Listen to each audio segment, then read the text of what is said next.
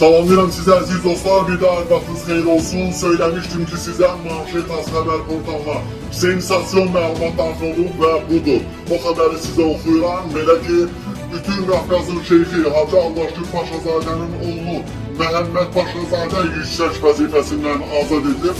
Manşet azın eksklüziv mənbələrdən əldə etdiyi məlumata görə Xəzər Dəniz Gəmiciliyinin sədri Əfqan Cəlilovun, yeni sədri Əfqan Cəlilovun müvafiq əmri ilə Şeyxin oğlu Şeyx Allahşükür Paşazadənin oğlu Məhəmməd Paşazadə sədrin müşaviri vəzifəsindən azad edilib. Bununla bağlı qərar bir neçə gün bundan öncə verilib. Onu da bildirək ki, Məhəmməd Paşazadə bütün Qafqazın şeyxi Şeyxülislam Hacı Allahşükür Paşazadənin oğlu Milli Məclisin deputatı Cavanşir Paşazadənin qardaş oğludur. Əziz dostlar, bizi Telegramda və Instagramda, eyni zamanda Facebookda izləyin və bu cür önemli bütün xəbərləri bizdən alın.